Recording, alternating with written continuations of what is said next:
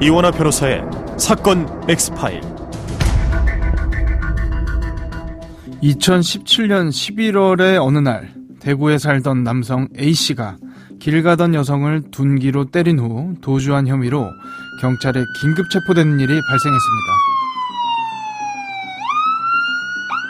당신을 강도 살해 혐의로 긴급 체포합니다. 당신은 변호사를 선임할 수 있으며 왜 이러세요? 순순히 따라오시는 게 좋을 겁니다. 묵비권 행사할 수 있고. 도대체 저한테 왜 이러시는 거냐고요? 경찰 조사 결과 A씨는 아내와 두 자녀를 둔 아주 평범한 가정의 남편이자 아버지였습니다. 가족들은 A씨가 강도상해 혐의로 경찰에 체포됐다는 소식을 도저히 믿을 수도 납득할 수도 없었다고 합니다. 협조 부탁드리겠습니다. 이쪽으로 앉으시죠. 형사님, 뭐 잘못하신 거 아닐까요? 그이가 절대 그럴 사람이 아닙니다.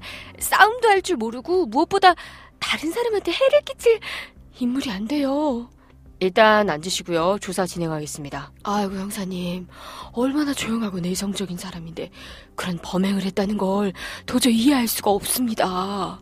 정말 가족들의 말처럼 A씨는 경찰의 잘못된 수사로 애꿎은 피해를 입게 된 선량한 피해자였을까요? 아니면 경찰의 말대로 길 가던 여성을 무참히 폭행한 범죄자였을까요? 그런데 수사를 진행하던 도중 정말 놀라운 일이 발생했습니다. 이 사람 말이에요. 누구? 그 이번에 길에서 여자 때리고 도망치다 걸린. 그 사람 왜? 아무래도 13년 전 그놈 같아요.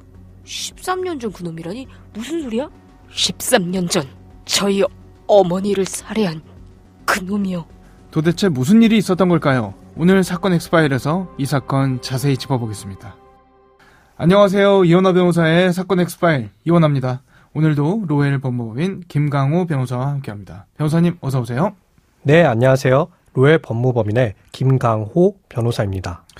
2017년 대구에서 있었던 일입니다. 한 남성이 길 가던 여성을 둔기로 폭행하는 그런 사건이 있었죠. 네, 그렇습니다.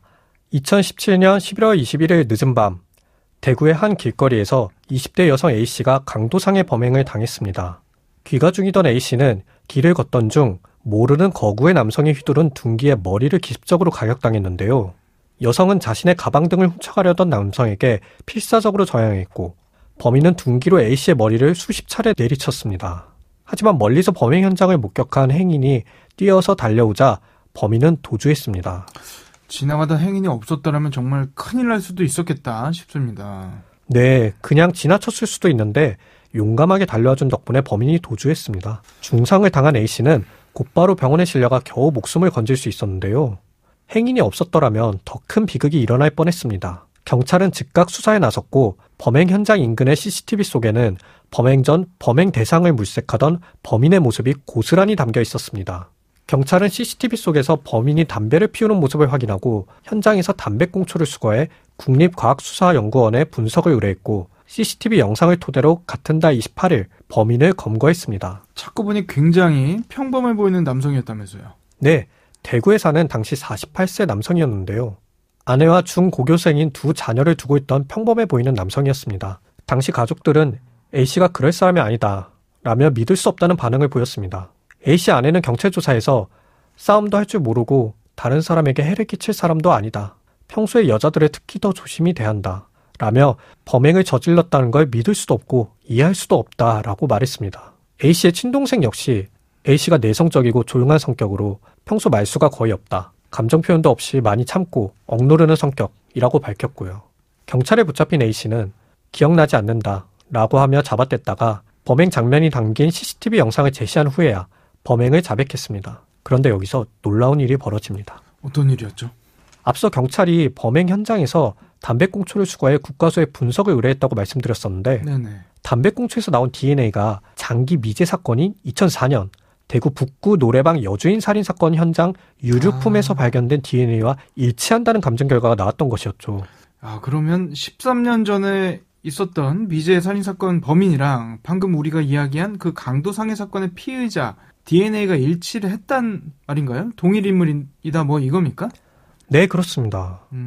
당시 미제로 남아있던 사건 현장에서 경찰은 현장에 버려진 흉기, 담배꽁초 등 피의자의 것으로 추정되는 유류물을 수거해 정밀 감식을 벌였지만 용의자 특정에는 실패했습니다.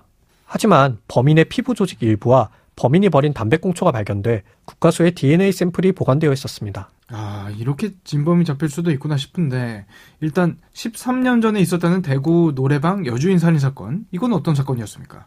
A씨가 2004년 6월 자신이 운영하던 술집에서 멀지 않은 노래방에서 여주인 B씨를 강간하려다 살인한 사건인데요. 그는 이미 기절한 피해자가 신고할 수 있다는 우려만으로 피해자를 잔혹하게 살해했습니다. 살해 후에는 피해자 시신을 엽기적으로 훼손하기까지 했죠. 수법이 굉장히 잔인했다 싶은데. 네, 그렇습니다. 그런데 현장에서 범인의 것으로 추정되는 DNA가 발견됐지만 지문이 전혀 발견되지 않았고 당시 주변에 CCTV가 많지 않았으며 채무, 원한 관계 등이 없었기 때문에 용의자를 추려내기가 어려워 장기 미제로 남아 있었습니다. 한편 경찰이 이뿐 아니라 2009년 발생한 또 다른 미제 살인 사건과 A씨의 범행 수법이 비슷하다는 것을 확인하고 A씨를 의심했는데요. 경찰이 생각하기에 이 남성이 또 다른 살인 사건도 저질렀다, 이렇게 봤다는 이야기인가요? 근데 DNA가 나온 사건은 대구 노래방 사건 그거 하나 아니었나요? 네, 두 번째 살인 사건 현장엔 첫 번째 범행과 달리 DNA 등 어떠한 범행 흔적도 남기지 않는 치밀함을 보였습니다. 이 사건은 2009년 2월 대구 수성구에서 노래방 주인 C씨가 머리에 피를 흘린 채 숨져 있는 것을 동료가 발견해 경찰에 신고한 사건으로 C씨 역시 2004년 B씨와 비슷한 수법으로 잔혹하게 살해되었고 마찬가지로 미제로 남았습니다. 경찰은 범행 수법의 유사성을 근거로 A씨에게 범행에 대해 추구했지만 A씨는 범행을 부인했습니다. 그는 경찰 조사가 계속되는 상황에서 자해를 하기도 했는데요. 경찰은 자해로 부상을 입은 A씨에게 다 털고 가자라고 설득했고 A씨는 결국 C씨 살해 사실도 자백했습니다. 조사 결과 A씨는 과거 노래방을 운영한 경험이 있던 노래방 업주 모임에서 본 적이 있던 C씨를 이듬해 2월에 찾아가 강간을 시도하다 잔혹하게 살해한 것으로 드러났습니다. 연쇄살인이었던 거네요. 근데 10년이 넘도록 용의선상에 오른 적도 없고 본인은 굉장히 우월감을 느끼지 않았을까 싶기도 한데 또 다른 피해자는 없었을지 사실 그것도 좀 의심스럽긴 합니다. 네, 그렇습니다. 그런데 이 사건에서 정말 믿기 힘든 드라마 같은 일이 벌어집니다. 어떤 거였죠? 네, 먼저 한 청년 경찰의 이야기를 들어보시죠. 대구 중부경찰서의 K 형사는 어린 시절 어머니께서 자녀들의 학비를 벌기 위해 가끔 오빠가 운영하는 노래방에서 임시 사장 일을 보다가 술값이 비싸다며 시비를 거는 범인의 흉기에 그만 세상을 떠나게 되고 맙니다. 당시 고등학생이었던 K 형사는 사건 현장에 한 발짝도 접근하지 못했습니다. 가족이 받을 충격을 우려한 경찰이 현장을 봉쇄했기 때문이었는데요. 그렇죠. 네. 수사본부가 꾸려졌지만 범인은 잡히지 않았고 장기 미제 사건으로 되어 잊혀졌습니다. 하지만 아들은 경찰이 되었고 파출소 근무 등을 거쳐 2013년 꿈에 그리던 형사가 됐습니다. 그는 사건 현장에서 살다시피 하며 수도 없이 사건 현장을 맴돌고 수사 기록도 되씹었지만 단서를 전혀 찾을 수 없었습니다. 세월이 흘러 31살이 된 K 형사는 어머니 사건도 반쯤 포기하다시피 했습니다. 그러던 그에게 범인이 느닷없이 모습을 드러냈는데요. 앞서 말씀드렸던 2017년 대구에서 귀가 중이던 여성이 둔기에 맞고 손가방을 빼앗기는 사건이 발생한 것이죠. 경찰이 현장에 담배꽁초를 수거해 국과수에 보낼 때까지만 해도 K 형사는 강도 사건 범인이 어머니 살해범일 거라고는 짐작조차 할 수 없었습니다. 그런데 감식 결과 그 꽁초 중 하나에서 나온 DNA 정보가 장기 미제 사건 파일에 보관 중인 어머니 살해 현장의 담배꽁초에 일치했습니다. 두 사건의 범인이 동일범이라는 명백한 증거가 나온 것이었죠. 이렇게 K 형사의 어머니 살해범은 잡히게 되었습니다. 어머니가 누군가로부터 살해당하고 심지어 누가 그랬는지도 모른 채 13년이라는 세월이 지났는데 피해 여성의 아들이 경찰이 돼서 미제로 남을 뻔했던 어머니 사건의 진범을 잡는다? 드라마 중에 실제 이런 경우 있지 않나요? 정말 하늘이 도왔다 싶습니다. 네, 2017년에 방영한 터널이라는 드라마에서 윤현민 배우님이 연기하신 김선재라는 역할이 비슷하죠. 본래 의대 진학을 목표로 했으나 병사한 줄 알았던 생모가 연쇄살인 사건으로 살해당했고 범인은 못 잡았다라는 사실을 알게 되고 경찰대로 진학하게 됩니다. 과연 주인공이 범인을 잡았을지는 드라마를 통해서 보시면 될 것 같습니다. 앞서도 이야기해 주신 대로 이 남성이 두 건의 살인을 저지르고 사실 처음 언급했던 사건도 또 다른 행인이 막아서지 않았더라면 살인사건으로 충분히 이어질 수 있었겠다 싶거든요. 그런데 소름 끼치는 대목은 가족 그리고 주변 지인들까지도 상상조차 못했다. 너무나도 평범하고 내성적이었다라고 했던 부분. 10개 물속은 알아도 한 개 사람 속은 모른다는 옛 속담이 떠오르는 케이스 아닌가 싶습니다. 네, 그렇습니다. 수사 당시 진행한 정신분석 결과에서 A씨는 여성이 친근감 있게 남자를 대하는 것은 성적 접촉을 허용하는 것 등 강간에 대한 그릇된 성인식을 고스란히 드러냈습니다. 그리고 A씨 차량에선 콘돔과 전기충격기 등 성범죄 등에 사용할 법한 물건들이 다수 발견됐고요. 사이코패스로 판명되진 않았지만 A씨는 피해자들이 받은 피해에 대해 철저히 무관심하고 큰 죄책감조차 갖고 있지 않은 것으로 조사됐습니다. 실제 피해자 시신을 훼손한 후 일부를 가지고 가거나 살인 범행 직후 자신의 가게로 가 범행 당시 입은 옷을 그대로 입고 장사를 하기도 했죠. 유복한 가정에서 자랐던 A씨는 20대이던 1996년 3월 길거리에서 여성을 납치해 성폭행을 시도하다 붙잡혀 법원에서 징역 2년 6월에 집행유예 4년을 선고받은 전과도 있었습니다. 전과도 있었던 거네요. 이 정도면은 검찰이 중형을 구형하지 않았을까 싶은데요. 네, 그렇습니다.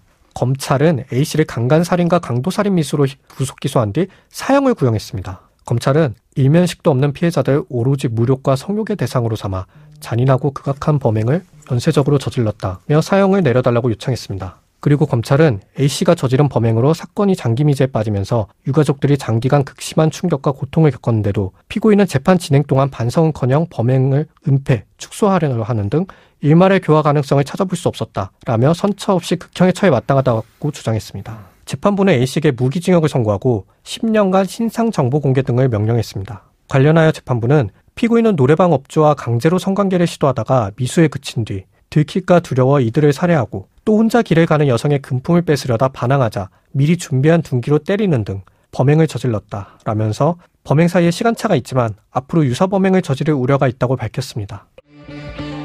사건 엑스파일 오늘은 자칫 미제로 남을 뻔했던 대구 노래방 여주인 살인사건 살펴봤습니다.